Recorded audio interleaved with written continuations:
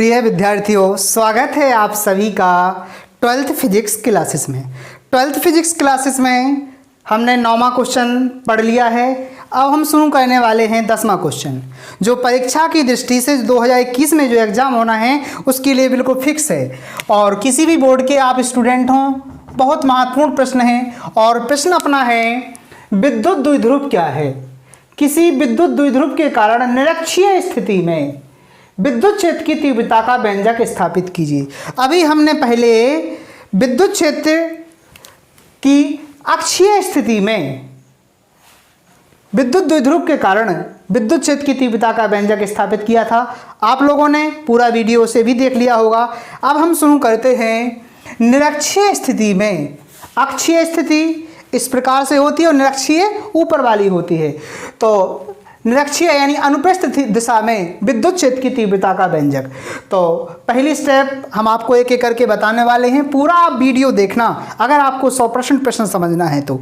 मैं आपको बिल्कुल सरल भाषा में पूरा समझाऊंगा। तो डिटेल से पहले चित्र समझेंगे, चित्र की भाषा समझेंगे, फिर पूरे डेरिवेशन को step by step upon solve करेंगे। और मैं 100% कह रहा आपको जरूर समझ में आया, बस देखते रहिए पूरा वीडियो। तो चलिए शुरू करते हैं। और पहले हम आपको एक बात बता दें, यदि आपने अभी तक हमारे चैनल को सब्सक्राइब नहीं किया तो सब्सक्राइब कर लें, जिससे हमारे इसी प्रकार के आपको वीडियो मिलते रहेंगे। Thank you. चलिए शुरू करते हैं। अपन विद्युत द्विध्रुव क्या है, तो इसकी परिभाषा अपन लिखेंगे कि माना कि दो ध्रुव हैं अपने ए और बी। यहाँ पर अपना धन ध्रुव हो गया Q, यहाँ पर अपना ऋण ध्रुव हो गया Q। तो अपन लिखना है कि अल्प दूरी पर स्थित समान परिमाण के दो विजातीय आवेशों के निकाय को विद्युत द्विध्रुव कहते हैं। यानी विजातीय हैं, ये धन है ऋण है, ठीक है ना, और समान परिमाण के हैं और इनके निकाय को विद्युत द्विध्रुव कहते हैं। और किसी विद्युत द्विध्रुव के कारण निरक्षीय स्थिति में, तो निरक्षीय स्थिति में सबसे पहले हम चित्र बनाते हैं। और परिभाषा एक बार फिर से सुन लें आप विद्युत द्विध्रुव की। मैं एक बार बोल रहा, अल्प दूरी पर स्थित समान परिमाण के दो विजातीय आवेशों के निकाय को विद्युत द्विध्रुव कहते हैं। तो परिभाषा आपकी हो गई। अब निरक्षीय स्थिति में के जो व्यंजक है विद्युत क्षेत्र की तीव्रता का, वो हम आपको ज्ञात करके दिखाते हैं। तो चलिए शुरू करते हैं। इसके पहले चित्र समझ लें आप लोग। चित्र किस प्रकार से बनाना है देखें। चित्र यहाँ पर बना रहे हम पूरा कंप्लीटली। अपने ए विद्युत द्विध्रुव है अपना, यहाँ पर ए ध्रुव, यहाँ पर बी, ए भी अपना विद्युत द्विध्रुव हो गया। ए पर अपना धन Q आवेश स्थित है और बी पर अपना ऋण Q आवेश स्थित है। और यहाँ से इन दोनों के बीच की दूरी, यहाँ से यहाँ तक की जो बीच की दूरी है वो अपनी 2L है। 2L दूरी मान ली अपन ने दोनों ध्रुवों के।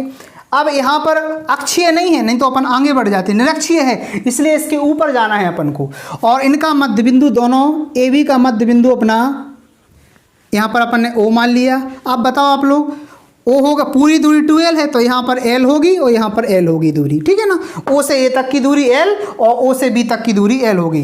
अब अपन को O से निरक्षीय स्थिति में विद्युत क्षेत्र की तीव्रता ज्ञात करनी है, तो इसलिए O से अपने निरक्षीय स्थिति में यानी यहाँ पर एक बिंदु अपन ने P मान लिया, यहाँ पर जहाँ पर अपन को विद्युत क्षेत्र की तीव्रता ज्ञात करनी है, ठीक है ना। तो यहाँ पर अपना हो गया R दूरी पर, यहाँ पर दूरी दे देंगे अपन R। और अपन एक काम करेंगे, इसको मिला देंगे और इसको भी मिला देंगे इस प्रकार से। और यहाँ पर जो कोण मान लेंगे अपन, वो थीटा यहाँ पर कर देंगे और थीटा यहाँ पर कर देंगे, ठीक है ना। चलिए अब चित्र में अपन आगे बढ़ते हैं। इस स्टेप को अपन थोड़ा और आगे बढ़ाते हैं इस प्रकार से। इसलिए यहाँ पर दे देंगे अपन नाम E1 और इसके विपरीत दे देंगे यहाँ पर अपन नाम E2। ये हो गया बिल्कुल सीधे लंबवत दिशा में। और E1 लंब के लिए अपन साइन मानते हैं, इसलिए साइन थीटा कर देंगे और यहाँ पर भी अपन E2 साइन थीटा कर देंगे, ठीक है ना। अब चलिए अब एक इस साइड से करते हैं अपन, इस साइड यहाँ से इस प्रकार से, और इस प्रकार से करते हैं एक, और एक बिल्कुल सीधे में करते हैं इस प्रकार से। तो यहाँ पर भी अपन E1 कर देंगे, यहाँ पर अपन E2 कर देंगे, ठीक है ना। और एक काम करेंगे, यहाँ पर भी थीटा मान देंगे, यहाँ पर भी थीटा मान देंगे। ऊपर वाले पद को यहाँ पर E1 cos थीटा, ए अपनी अनुदिश दिशा है। अनुदिश में अपन लंबवत में अपन ने साइन किया और अनुदिश में अपन ने कॉस कर दिया, E2 cos थीटा। अपना चित्र कंप्लीट हो चुका है। अब अपन को पता है कि ए समकोण बन रहा है, यहाँ पर 90 डिग्री का कोण है और समकोण के सामने की भुजा कर्ण होती है। तो अपना क्या हो गया, ए अपना आधार हो गया, ए अपना लंब हो गया। अपन को कर्ण चाहिए तो कर्ण होता है अपना लंब का स्क्वायर प्लस आधार का स्क्वायर, ठीक है ना। तो पाइथागोरस प्रमेय जब अपन इसमें लगाएंगे तो कर्ण अपना आएगा अंडर रूट में आ जाएगा। इस प्रकार से क्या आ जाएगा, लंब का वर्ग यानी आर का वर्ग प्लस एल का वर्ग जे हो जाएगा। इसी प्रकार से इस साइड भी अपन, यहाँ आधार एल है और लंब तो आर है ही, तो अपन जब पाइथागोरस प्रमेय लगाएंगे तो अपना कर्ण निकल के आ जाएगा आर स्क्वायर लंब का स्क्वायर प्लस और रूट लगा देंगे। ये हो गया अपना पूरा कंप्लीटली। चित्र अपना 100% कंप्लीट हो गया। चित्र में कुछ भी नहीं करना है, चित्र की भाषा लिखना है। भाषा हम आपको एक बार मौखिक सुना रहे, इसके जस्ट बाद हम लिख के दिखाएंगे और फिर पूरे डेरिवेशन को सॉल्व करेंगे। तो चलिए सुनिए भाषा। अपन लिखेंगे, माना ए बी एक विद्युत द्विध्रुव है जिसके बिंदु ए पर धन q आवेश और बिंदु बी पर ऋण q आवेश स्थित है। दोनों आवेशों के बीच की दूरी 2l है। अब फिर लिखेंगे अपन कि विद्युत ए बी के यानी विद्युत द्विध्रुव के मध्य बिंदु ओ से, विद्युत द्विध्रुव ए बी है, इसके मध्य बिंदु ओ से, यानी अपन लिखेंगे विद्युत द्विध्रुव के मध्य बिंदु ओ से किस दिशा में, निरक्षीय स्थिति में एक बिंदु P स्थित है जहां हमें विद्युत क्षेत्र की तीव्रता ज्ञात करनी है और माध्यम का परावैद्युतांक K है। इस प्रकार से अपन भाषा लिख लेंगे। भाषा लिखने के बाद अपन जैसा अपने पिछले वीडियो में लिखा था कि बिंदु ए पर स्थित धन q आवेश के कारण विद्युत क्षेत्र की तीव्रता, तो विद्युत क्षेत्र की तीव्रता उसे अपन मान लेंगे E1, ए वाले के लिए समीकरण 1 हो जाएगा। फिर अपन लिखेंगे कि बिंदु बी के कारण, बिंदु बी पर स्थित ऋण q आवेश के कारण विद्युत क्षेत्र की तीव्रता, बिंदु P पर विद्युत क्षेत्र की तीव्रता, तो उसको E2 बराबर अपना वो आंसर आ जाएगा। अब दोनों अपने E1 और E2 के मान आ जाएंगे। तो उसमें अपन ने क्या काम किया था, E1 में से E2 के मान को घटाया था अक्षीय स्थिति में, लेकिन इसमें E1 और E2 के मान दोनों बराबर आ जाना है। और जब E1 और E2 के मान दोनों बराबर आ जाएंगे तो जो अपने लंब स्थिति है लंबवत, उसमें जो E1 और E2 साइन थीटा इनके मान क्रॉस हो जाएंगे और जो अनुदिश दिशा है E1 और E2 cos थीटा इनके मान अपन दोनों को जोड़ देंगे तो जो परिणामी विद्युत क्षेत्र की तीव्रता आएगी वो E1 cos theta E2 cos theta को जोड़ने के बाद पूरा कंप्लीटली अपना व्यंजक स्थापित हो जाएगा। तो चलिए शुरू करते हैं। हमने आपको भाषा पूरी समझा दी। इसमें करना क्या है, E1 और E2 के मान बराबर आ जाने हैं, साइन वाले क्रॉस हो जाने हैं, लंबवत वाले विपरीत दिशा वाले सिर्फ अनुदिश दिशा वाले दोनों को जोड़ करके परिणामी विद्युत क्षेत्र की तीव्रता को अपन ज्ञात कर सकते हैं। तो भाषा हम एक बार लिख के दिखाते हैं, चित्र आप लोग नोट कर लें। भाषा लिखेंगे अपन, माना ए बी एक विद्युत द्विध्रुव है जिसके बिंदु ए पर धन q आवेश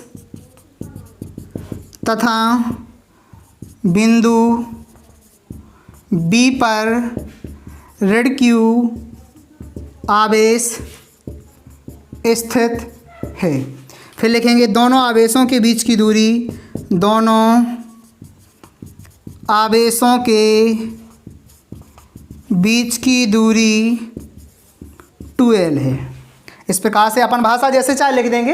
ए बी एक विद्युत द्विध्रुव है जिसके बिंदु ए पर धन q आवेश है, बिंदु बी पर ऋण q आवेश है, दोनों आवेशों के बीच की दूरी 2l है। भाषा अपने हिसाब से बनाते रहो, कोई दिक्कत नहीं, फिजिक्स में डेरिवेशन गलत नहीं होना चाहिए आपका। और अपन भाषा लिखेंगे, द्विध्रुव के मध्य बिंदु, द्विध्रुव के मध्य बिंदु ओ से, उसमें लिखा था द्विध्रुव के मध्य बिंदु ओ से अक्षीय स्थिति में, यहाँ पर लिखना है निरक्षीय स्थिति में, विद्युत द्विध्रुव के मध्य बिंदु ओ से निरक्षीय स्थिति में, निरक्षीय स्थिति में बिंदु P पर, द्विध्रुव के मध्य बिंदु ओ से निरक्षीय स्थिति में बिंदु P पर, निरक्षीय स्थिति में r दूरी पर, बिंदु निरक्षीय स्थिति में r दूरी पर बिंदु P पर विद्युत क्षेत्र की तीव्रता ज्ञात करनी है। और साथ में लिखेंगे माध्यम का परावैद्युतांक, माध्यम का परावैद्युतांक के है। इस प्रकार से अपन ने भाषा लिख ली। पिछले वीडियो में बिल्कुल सेम भाषा है, भाषा में बिल्कुल अक्षीय स्थिति की भाषा, निरक्षीय स्थिति की भाषा एक ही है। उसमें सिर्फ अक्षीय स्थिति में लिखना है, इसमें निरक्षीय स्थिति में लिखना है, और बाकी कोई अंतर नहीं है। चलिए अब शुरू करते हैं अपन अगली स्टेप को, एक एक करके आपको बताते जाएंगे और समझाते जाएंगे। चलिए फिर अपन भाषा लिखेंगे, इसके जस्ट बाद ये भाषा पूरी हो जाएगी फिर अपन भाषा लिखेंगे। यहाँ से बिंदु ए पर धन q आवेश के कारण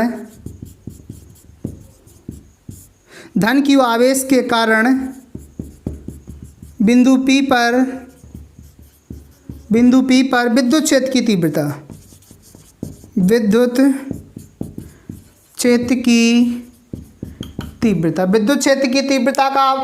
तीव्रता का सूत्र आपको पता ही है, E बराबर 1/4πε0 इंटू के और Q/r² होता है ना। अब देखिए यहाँ पर बिंदु ए पर धन q आवेश के कारण बिंदु P पर विद्युत क्षेत्र की तीव्रता। अब विद्युत क्षेत्र की तीव्रता अपनी E बराबर क्या हो जाएगी, E1 कर लेंगे। यहाँ पर सूत्र होता है 1/4πε0, उसको सेम लिख दो 1/4πε0 इंटू के, क्यू का क्यू कर दो, लेकिन बटे में सुनो r² है ना।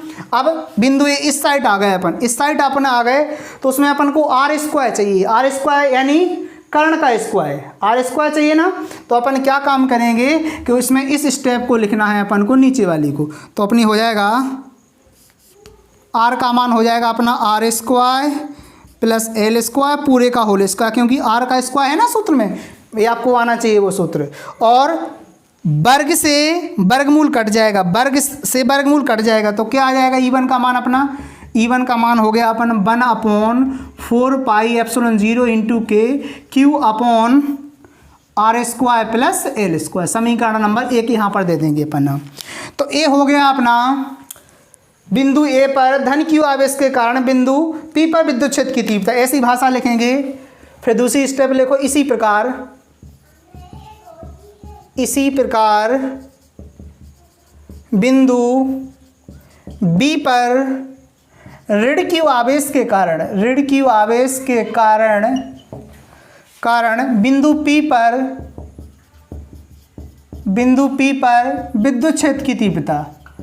विद्युत क्षेत्र की तीव्रता, इसको अपन E2 नाम दे देंगे। देखें E2 का मान कैसे आएगा, अब यहाँ की बात है तो विद्युत क्षेत्र की तीव्रता का सूत्र वही लिख लो 1/4πε0 इंटू के, क्यू का r²। यहाँ पर ए वाला लिखा था अपन ने, इस साइड अपन को ए लिखना है, क्या है, √r² प्लस l² का होल स्क्वायर। अब चलिए अपन को पता है वर्ग से वर्गमूल कट जाता है, तो E2 का मान आ गया अपना 1/4πε0 इंटू के Q/r² प्लस l², क्योंकि रूट से स्क्वायर कट गया तो क्या आ गया, समीकरण नंबर 2। अब समीकरण 1 और 2 को देखने पर, दोनों की तुलना करने पर दोनों के मान समान है। देखें 1/4πε0 सेम, Q/r² l² सेम है। E1 और E2 के मान दोनों बराबर आ चुके हैं यहाँ पर। तो क्या होगा कि जो लंबवत स्थिति में हैं एक क्रॉस हो जाएंगे, सिर्फ अनुदिश दिशा वाले जुड़ जाएंगे E1 E2 के मान, और आपका आंसर सॉल्व हो जाएगा। तो अपन लिखेंगे यहाँ पर E1 बराबर E2 है, इसलिए लंबवत घटक E1 साइन थीटा बा E2 साइन थीटा विपरीत हैं। देखें इनकी दिशाएं ऊपर या नीचे, विपरीत हैं, इसलिए एक दूसरे के प्रभाव को निष्फल कर देंगे। तो यहाँ तो निष्फल हो गए अपने, यहाँ पर E1 बराबर E2 है, इसलिए लंबवत घटक E1 साइन थीटा व E2 साइन थीटा विपरीत हैं। अतः अतः ए घटक ए एक दूसरे के प्रभाव को निष्फल कर देंगे, यानी ए तो मान अपना 0 हो गया, ठीक है ना। अब अपन लिखेंगे पूरी भाषा, एक बार हम फिर से अच्छे ढंग से लिखते जा रहे हैं, यहाँ हम इसको मिटा रहे हैं इस स्टेप को, और पूरा समझ लेना यहाँ तक। हमें आशा है आप लोगों को इतना समझ में आ गया होगा पूर्णतः। अब हम आगे स्टेप बढ़ाते हैं और समझते हैं। तो ऊपर से हम मिटा रहे और लिखते हैं फिर क्या, यहाँ पर पूरा व्यंजक निकाल के दिखाएंगे, चित्र बहुत ज़रूरी है। अब अपन लिखेंगे ए बी के अनुदिश, ए बी के अनुदिश घटक इसी दिशा में है, देखें आप इस साइड, बिल्कुल अनुदिश बोलते हैं इसे, लंबवत अनुदिश घटक E1 cos थीटा व E2 cos थीटा जुड़ जाएंगे। अतः परिणामी विद्युत क्षेत्र की तीव्रता E बराबर अपना हो जाएगा E1 cos theta plus E2 cos theta, ये दोनों जुड़ जाएंगे अपन। अब अपन क्या काम करेंगे कि E1 cos थीटा का और E2 cos थीटा का मान रख लेंगे यहाँ पर, और पूरा अपना इस सॉल्यूशन कर लेंगे। तो देखें क्या हो जाएगा अपना E बराबर, अब एक काम कर, हमें पता है E1 और E2 का मान बराबर है, तो अपन E1 के स्थान पर E2 का मान रख सकते और E2 के स्थान पर E1 का मान रख सकते। तो अपन एक काम करेंगे, यहाँ पर 1 रख लेंगे, तो E1 cos theta plus E1 cos theta कर लेंगे, और अपन बगल पे लिख देंगे E1 बराबर E2। अपन को पता है कि दोनों के मान बराबर है, इसलिए कोई एक दूसरे के स्थान पर लिख सकते हैं। अब क्या हो जाएगा, E बराबर E1 cos theta, E1 cos theta से हो जाएगा 2E1 cos थीटा। अब एक काम करेंगे, अपन इसका सूत्र लगा लेंगे, आंसर अपना आ जाएगा। तो E बराबर हो जाएगा अपना 2 का 2, E1 का मान ए है अपना, कहीं से भी लिख लो, E1 का मान अपन को पता ही था, E1 E2 के मान अपन ने लिख चुके, क्या था अपना 1/4 पाई एप्सिलॉन 0 इंटू के और Q upon R square plus L square, ये था ना अपना, ये था अपना E1 का मान। और cos थीटा का सूत्र लगा लो, cos थीटा का सूत्र होता है आधार बटे कर्ण, ये सूत्र होता है cos थीटा का। साइन थीटा का लंब बटे कर्ण और cos थीटा का होता है आधार बटे कर्ण। अब चलिए, तो E बराबर क्या हो जाएगा अपना 2 × 1/4 पाई एप्सिलॉन 0 इंटू के Q upon R square plus L square. और आधार क्या है इसमें, देखें यहाँ पर आधार क्या है अपना, cos के लिए आधार अपना हो जाएगा L आधार है, और कर्ण तो अपन को पता ही है अंडर रूट में, तो आधार हो गया अपना L और कर्ण है अपना under root R square plus L square. कहीं से मान लो, कर्ण यहाँ से मान लो चाहे यहाँ से मान लो। अब इस स्टेप को अपन सॉल्व करेंगे पूर्णतः, और अपना E का आंसर निकल के आ जाएगा। तो चलिए हम चित्र को मिटा देते हैं, चित्र की आवश्यकता नहीं है, चित्र आप लोगों ने बना लिया होगा, अच्छे से समझ भी लिया होगा, और 5 नंबर आपके 100% क्लियर हैं यदि आपने पूरे डेरिवेशन को तटस्थ कर लिया। तो चलिए शुरू करते हैं, आगे देखते हैं यहाँ पर E का मान क्या आ जाएगा, और 2 का 2 1/4 पाई एप्सिलॉन 0 का 0 इंटू के का के।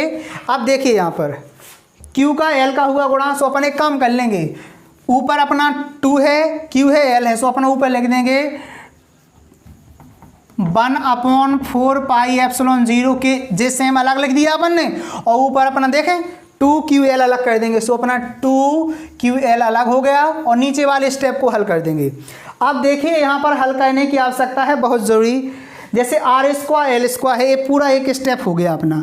अब इस स्टेप पर कुछ घात नहीं है तो 1 मानी जाएगी, एक घात इसकी हो गई, और रूट की घात मानी जाती है आधी, तो 1 और आधा 1/2, तो ये हो जाएगा अपना, अपन इन दोनों को जोड़ देंगे, 1 को आधे को, तो ये हो जाएंगे अपने कितने 1.5, 1 को आधे को, क्योंकि गुणा में घातें आधा समान हो तो गुणा में घातें जुड़ती हैं, R square plus L square, और R square plus L square आधार समान है दोनों के, तो गुणा में घातें जुड़ती हैं। गुणा में घातें कैसे जुड़ेंगी, इस पर घात कुछ नहीं, 1 है और रूट पे घात 1/2 मानी जाती है, इसलिए 1 और आधा हो जाएगा 3/2, 3/2 1 हम 2 2 1 3, 3/2, 3/2 का मतलब होता है आधा। तो अपन इस अगले स्टेप में यहाँ पर लिखेंगे R square plus L square और पूरे पे घात कर देंगे 3/2।